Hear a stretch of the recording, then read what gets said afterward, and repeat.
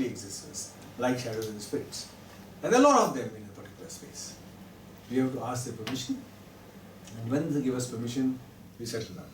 And how do we know they have given permission? We pick up any one element in nature and say, you please speak to us through this particular element. It could be a plant, it could be a tree, it could be a stone. How does that happen? The plant speaks to you through your dreams. The plant will appear to you in a dream and will tell you that this is the part that you can take, this is how you will prepare it, and this is how you will use it. That was my second lesson of understanding dreams in a different way from which we have learned from Freud. Dreams, according to them, is when the soul, or when the jiva, in their word there is no soul, it's the jiva. When the jiva travels when every other sense is sleep. When you're sleeping, then the jiva travels the world. And it brings you images of whatever, wherever it travels and whatever it touches. Right? And it is this jiva that comes to you and tells you what to do. A good proof of that is that there are pataris, singers of narratives, who sing for 7 days and 7 nights. So I met one of them and I wanted to record the epic of origin. So he called his 6 chelas and they started to sing. And at the end of 7 days, I said, how did you learn this? I said, nobody taught me. I said, then how did it happen? He said, one night it came, all of it came into my head. And next morning I was singing. I said, are you sure? He said, we can't teach this. I mean, how is somebody going to teach me songs which run over 7 days and 7 nights?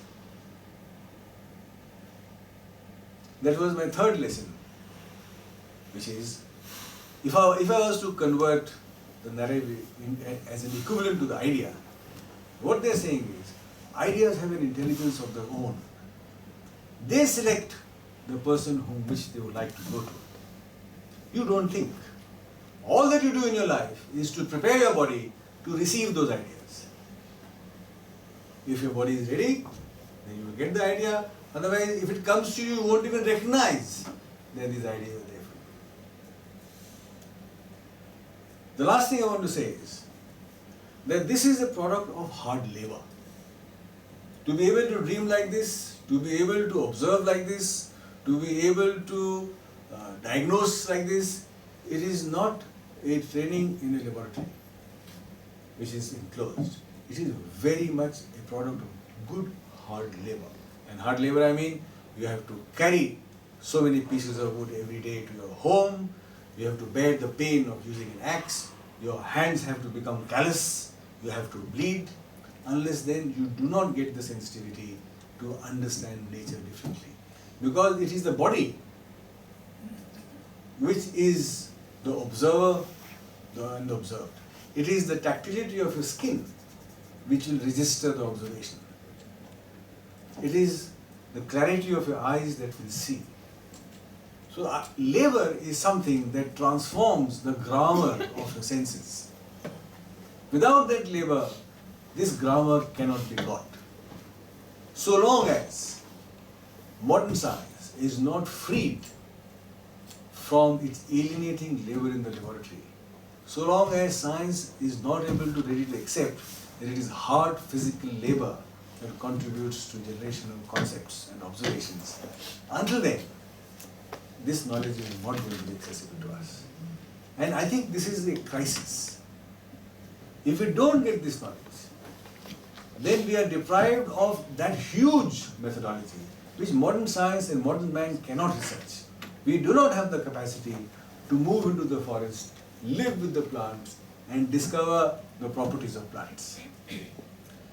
And if we don't do that, our modern medical system is going to be atrociously expensive. Right? We are going to lose sense of who we are, and we are going to lose sense of where the healing comes from.